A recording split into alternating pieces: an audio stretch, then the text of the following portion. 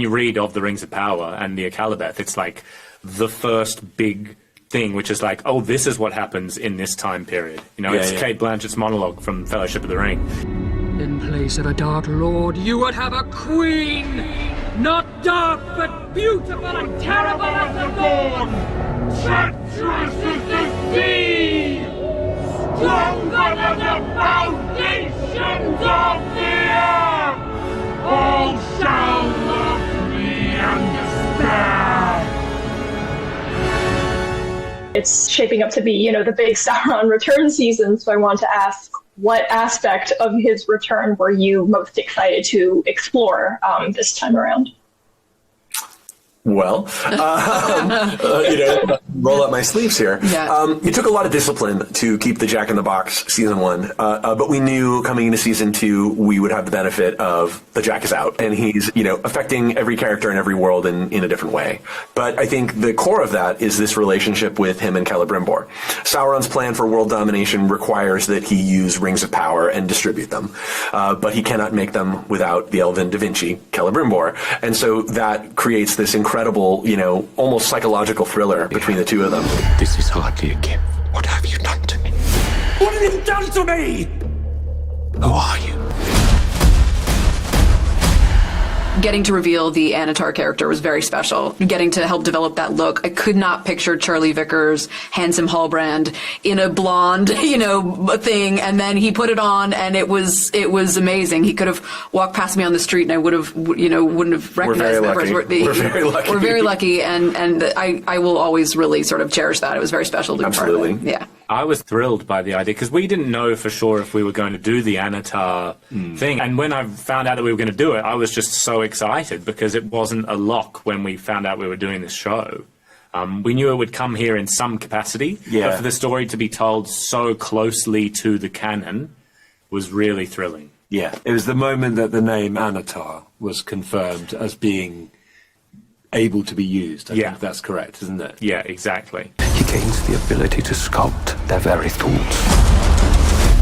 Well, we have to kind of, we have a pretty antagonistic relationship ourselves. Yeah. So we kind of try and put that on the back burner while we deal with this, the threat of Sauron, which is no easy thing. So we're exploring the possibility of begrudgingly. We have to talk. They've both got wounds from Sauron, and they'll have them forever. And so whatever they do, Sauron is kind of not making them do what they do, but he's part of it. Yeah. He has wriggled, slithered his way in. That. Yeah. And they both know that too. They both know that they're compromised, and so that's quite interesting, seeing these characters who have nothing in common in some ways, apart from one of the worst things that ever happened to them. Sooner or later, Sauron's eye bores a hole.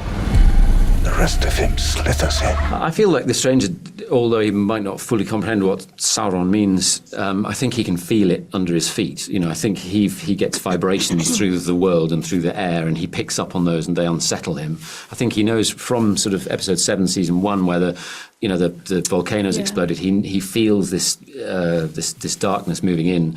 And I think it sets him on edge and causes him to make some decisions that he might regret. And I think he causes some panic where somebody who's been around for a bit longer might have some experience, but he doesn't. So yeah, it's tough for him, I think. At least for Nori, as soon as she met the stranger, there was something kind of in their eyes that they shared, like a similar fear that she recognized. And I think in season 2 particularly, she feels that from the stranger as well, that there is an undercurrent of darkness that is kind of permeating the air, and seeing as well the stores and how the stores have reacted and how they live their lives and what they tell Nori and Poppy about what's been happening in their community. It very much highlights this rise. The darkness. There are always some who rise forth. They must be destroyed. We will discuss the rings once you have answered the question. Who is this man? We find we're abandoning Middle-earth. We're abandoning our, basically, not sound arrogant, but our children that we have tasked ourselves with protecting. And we have to give up which is incredibly painful. But at the same time, you've heard me say it a bunch of times, but there's the Elvish word drach, which is like, oh, crap. Be the polite way to say it. I think there's a lot of that going on because this was so, on one hand, the resurrection of evil is inevitable. But on the other hand, this moment was so avoidable. And in spite of our experience and wisdom, we didn't. Told you so kind of thing, you know, because I mean, you see from the first episode of the first season as well. I mean, Arondir sniffs this from miles away, quite literally. He feels a shift in the earth, in plants, in the animals, and had the elves, the higher elves, been concerned a little bit more with staying connected to what our roots are in terms of our dynamics with nature and all these things, they would have also noticed. You know, I was a singular elf that could see it just in the changing of a leaf. I would say Gil-galad and Arondir do tend to, they have these parallel journeys that the more that we speak, the more that we see that also we are talking about certain things and people are not paying attention to us for quite some time. Yeah. We should run the show. Thank you guys so much. You will give me the 9.